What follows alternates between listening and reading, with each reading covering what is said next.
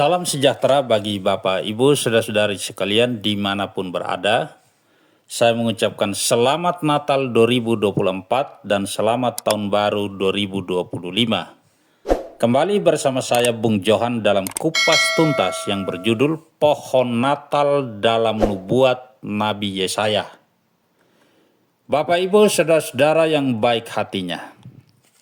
Setiap kali ada nubuat dalam Alkitab, pasti terjadi, ya, pasti terjadi. Misalnya ketika para nabi berbicara tentang orang, berbicara tentang peristiwa, berbicara tentang tempat kejadian, bahkan jika mereka berbicara tentang batu, tentang keledai, termasuk tentang pohon Natal yang akan kita bahas, itu pasti akan terjadi. Saudara-saudaraku, misalnya saat Yesus menubuatkan tentang kehancuran bait suci, bahwa tidak ada satupun batu yang terletak di atas batu yang lain, hal itu benar-benar digenapi secara akurat dan dengan cara yang sangat ajaib. Sebenarnya pada saat itu tentara Roma sudah dalam perjalanan pulang. Lalu mereka mengingat keberadaan emas dalam bait suci yang mereka bakar. Lalu mereka kembali lagi ke bait suci dan emas-emas sudah meleleh ke celah-celah batu tembok bait suci dan mereka mulai mencongkel batu-batu itu satu persatu dan nubuat itu pun tergenapi, di mana tidak ada satu batu pun terletak di atas batu yang lainnya. Ini tentunya saudara-saudara suatu cara penggenapan yang luar biasa akuratnya. Kemudian contoh kedua, nubuatan soal keledai. 600 tahun sebelum Yesus datang ke dalam dunia ini, Nabi Yesaya bernubuat bahwa Sang Mesias akan menunggangi seekor keledai muda. Dan itu akhirnya benar-benar tergenapi saat Yesus dielu-elukan ketika memasuki kota Yerusalem. Kemudian yang ketiga, contoh yang ketiga, Nabi Yesaya yang sama menubuatkan soal pohon cemara dan pohon pinus yang akan kita soroti dalam bahasan ini. Ya, nubuatan itu pun saudara-saudara tergenapi dengan akurasi yang sangat menakjubkan, bahkan mendunia, bukan cuma dalam skala lokal. Pelajaran apa saudara-saudara yang bisa kita ambil dari beberapa contoh ini? Ketika para nabi, ketika Alkitab berbicara tentang batu tergenapi, berbicara tentang keledai tergenapi, berbicara tentang pohon pun tergenapi, bagaimana kalau Tuhan berbicara tentang hidupmu yang jauh lebih penting dari benda-benda tersebut? Saudara-saudaraku, itu pasti akan tergenapi. Kembali kepada pokok bahasan kita tentang pohon Natal. Setiap bulan Desember pasti ramai orang-orang yang mengkafir-kafirkan pohon Natal. Seakan-akan pohon Natal adalah sesuatu yang sangat berbahaya bagi iman Kristiani kita. Padahal pohon Natal adalah barang mati, saudara-saudara, yang tidak punya kekuatan apapun, saudara-saudara. Bahkan tidak punya agama. Bagaimana mungkin pohon Natal bisa disebut pagan? Nah, saudara-saudaraku, kelompok-kelompok ini, bahkan beberapa pendeta tanda kutip, tergelincir dan ikut-ikutan berkata, apa hubungan antara pohon Natal dengan Alkitab? Apa hubungan antara pohon Natal dengan kelahiran Yesus? Lalu mereka mengatakan, tidak ada hubungan sama sekali.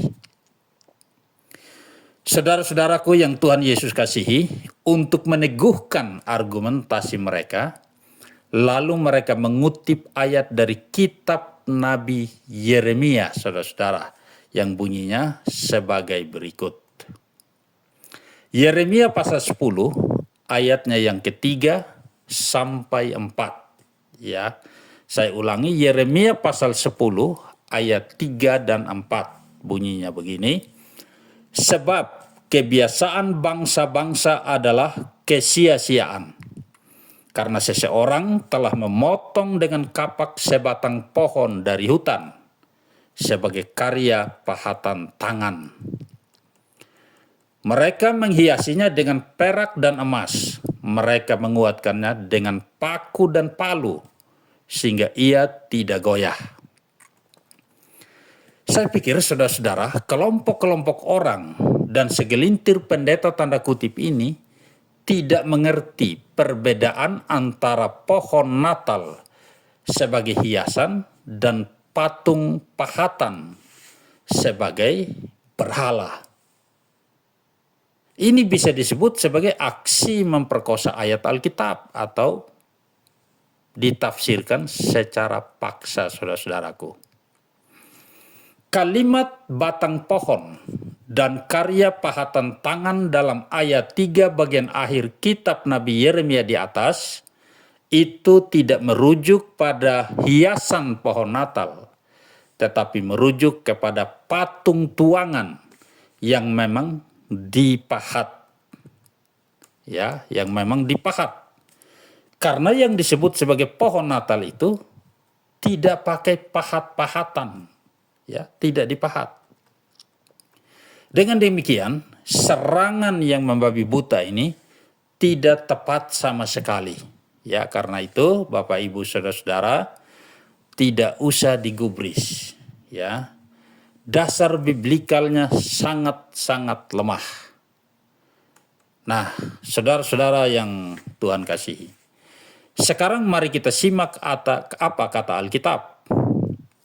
Bahwa dengan sangat jelas dan spesifik, kitab Nabi Yesaya menyebut tentang pohon cemara dan pohon pinus yang secara khusus digunakan, ya, yang secara khusus digunakan sebagai hiasan pohon Natal. Jauh-jauh hari bahkan sebelum kebiasaan tersebut terjadi di seantero dunia. Dan hal itu jelas-jelas bukan berhala, melainkan hanya hiasan saja. Ya, mari kita perhatikan ayat dari Yesaya pasal 60 ayat 13. Bunyinya begini. Kemuliaan Libanon akan datang kepadamu, pohon sanobar, pohon pinus, dan pohon cemara. Untuk apa? Untuk memperindah tempat ruang kudusku. Artinya sekedar hiasan saja. Dan aku akan membuat tempat tumpuan kakiku dimuliakan. Yesaya, saudara-saudaraku, adalah nabi yang terkenal sebagai nabi mesianis. Yang secara spesifik dalam penglihatannya tentang masa depan, ia melihat pohon cemara dan pohon pinus sebagai pohon yang secara khusus digunakan dan menjadi ciri khas dalam perayaan Natal di seluruh dunia, ya, di seluruh dunia. Dalam ayat ini, ya, disebutkan untuk memperindah ruang kudusku. Ya, untuk memperindah artinya sebagai hiasan saja dan sama sekali bukan sebagai berhala.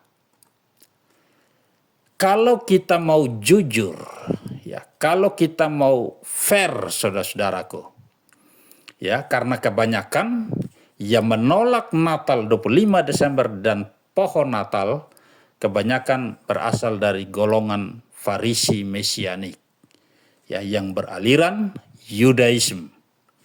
Nah, sekarang kalau kita mau jujur, di dalam Alkitab sendiri disebutkan adanya mosaik-mosaik pohon korma dalam bait suci pada masa lalu. Ya, sebagaimana tertulis dalam 2 Tawarik 3 ayatnya yang kelima. Bunyinya demikian, ruang besar dipapaninya dengan kayu sanobar. Kayu itu disaputnya dengan emas tua. Kemudian dipasangnya pohon korma dan untayan rantai di atasnya. Ya, pohon korma dan untayan rantai di atasnya. Apakah hiasan pohon korma ini adalah berhala? Ya, jelas bukan berhala. Atau ranting-ranting pohon yang juga dipotong dari hutan pada saat Hari Raya Sukot. Ya, saudara-saudara. Apakah itu juga adalah berhala? Jelas bukan. Ya, mari kita baca Imamat pasal 23 ayatnya yang ke-40. Bunyinya demikian. Pada hari yang pertama, kamu harus mengambil buah-buah dari pohon-pohon yang elok, pelepah-pelepah pohon-pohon korma, ranting-ranting dari pohon-pohon yang rimbun, ya, dan dari pohon-pohon gandarusa. Dan kamu harus bersukaria di hadapan Tuhan 7 hari lamanya. Ya, apakah pohon-pohon yang rimbun ini adalah berhala? Jelas bukan. Lalu mengapa saudara-saudara, ya, Anda dengan pongahnya menuding bahwa pohon Natal adalah berhala? Pohon Natal dan pohon korma itu sama-sama hanya sebagai hiasan, dan itu tidak dipermasalahkan, bahkan dilakukan oleh kelompok Yudaism, ya, pada masa lalu. Saudara-saudaraku, kemarin kita baru saja memperingati Natal, kelahiran Yesus. Kenapa perlu memperingati kelahiran Yesus dengan sangat meriah, dengan hiasan-hiasan pohon-pohon cemara dan pohon-pohon pinus? Ya, itu adalah cara, saudara-saudara, agar dunia tahu bahwa begitu besar kasih Sang Bapa kepada dunia yang terhilang ini, sehingga Ia memberikan putranya yang tunggal, supaya setiap orang yang percaya kepadanya tidak binasa, melainkan beroleh hidup yang kekal. Karena itu, saudara-saudaraku, pohon Natal juga sering dimaknai sebagai simbol dari pohon kehidupan dalam Taman Firdaus yang adalah Yesus sendiri, yang akan memberikan hidup yang kekal kepada setiap orang yang percaya kepadanya. Pohon Natal ini juga sering disebut sebagai pohon terang karena dihiasi dengan lampu-lampu sebagai simbol Kristus yang menerangi kegelapan dunia ini. Kristus yang akan menerangi kegelapan hati manusia. Ya. Bukan pada pohonnya, tetapi makna dan simbol di baliknya itulah yang punya arti untuk merujuk kepada karya Kristus sebagai juru selamat dunia, agar dunia senantiasa mengingatnya. Ya, jadi kesimpulannya dalam bahasan kita kali ini, apakah pohon Natal ada hubungannya dengan Alkitab? Jelas ada, yaitu dalam nubuat kitab Nabi Yesaya pasal 60 ayatnya yang ke-13 tentang pohon cemara dan pohon pinus yang secara spesifik digunakan sebagai pohon Natal.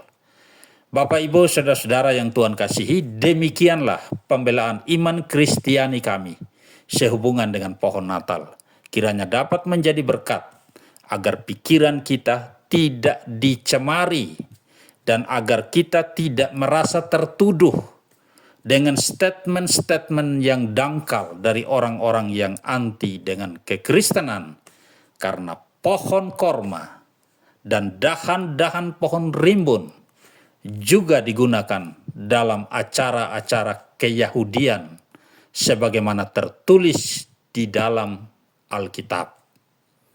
Nah, demikian saudara-saudara yang bisa kami sampaikan. Ya, demi mendukung kelangsungan pelayanan melalui channel ini, silakan di-subscribe, like, dan share.